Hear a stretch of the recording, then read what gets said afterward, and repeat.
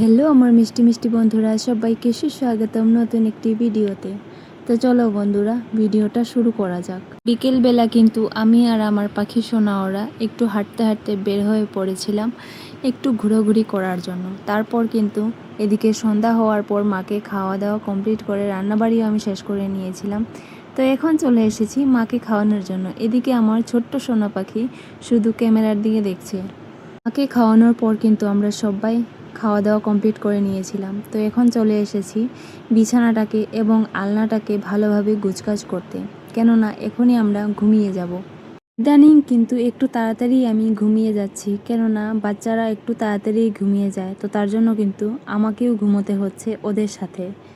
তো যাই হোক বন্ধুরা, ঘুম থেকে ওঠার পর কিন্তু আমি চলে এসেছি বিছানাটাকে ভালোভাবে গুছগাছ করার জন্য আর আশেপাশে সব কাজ কমপ্লিট করার জন্য টুকটুক করে।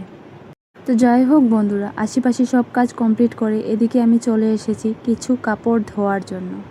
থাকতে থাকতে যদি কাপড়গুলো ধুয়ে দেওয়া হয় তাহলে কিন্তু খুব তাড়াতাড়ি কাপড়গুলো শুকিয়ে যায়।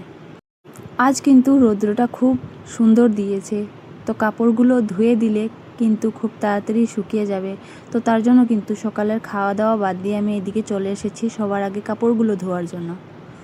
এদিকে কিন্তু সকালের রান্নাবাড়ি আমার প্রায় কমপ্লিট হয়ে গেছে। তো এখন কাপড়গুলো ধুয়ে দিয়ে চলে যাব মাকে খাওয়ানোর জন্য, কেননা মা সকাল থেকেই কিন্তু বসে আছেন। এখন ঝটপট করে মাকে খাইয়ে তারপর মাকে একটু শুইয়ে রাখবো। জানো তো বন্ধুরা, আমি বুঝতেই পারিনি আমার ক্যামেরাটা কি হয়েছিল সেদিন। একটুও কিন্তু ভালো ভিডিও হচ্ছিলই না। হয়তো সূর্যের তাপের জন্য এটা হচ্ছে, জানি না, তবে ছাওয়াতে আসলে কিন্তু খুব সুন্দরভাবেই ভিডিও করা যাচ্ছিল।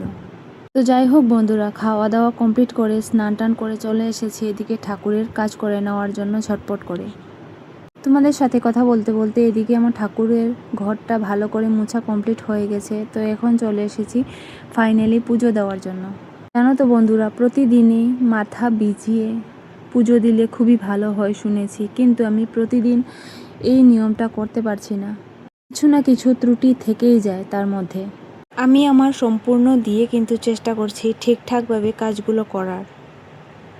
তো যাই হোক বন্ধুরা, এখন আমি শিব বাবাকে পুজো দিয়ে নেব। শিব বাবাকে পুজো দিতে গেলে কোন কোন জিনিসটা অতি আবশ্যক অবশ্যই আমাকে কমেন্টে তোমরা জানাতে পারো, তাহলে কিন্তু আমারও জানা হয়ে যাবে। আমি যতটুকু জানি সেভাবেই কিন্তু দেওয়ার চেষ্টা করি। আমি দেই ঘি, বেলপত্র, ফুল, দুধ, মধু আর জল দিয়ে। আর কিছু যদি বাকি থাকে অবশ্যই তোমরা আমাকে কমেন্টে জানিয়ে দিও, তাহলে কিন্তু আমারও জানা হয়ে যাবে। তো যাই হোক বন্ধুরা, তোমাদের সাথে কথা বলতে বলতেই কিন্তু আমার পুজো দেওয়া প্রায় কমপ্লিট হয়ে গেছে। তো আজকের ভিডিওটা আর বেশি বড় করছি না, এই পর্যন্তই রইল। সবাই ভালো থেকো, সুস্থ থেকো। আর ভিডিওটা কেমন হয়েছে অবশ্যই আমাকে কমেন্টে জানিও। টাটা।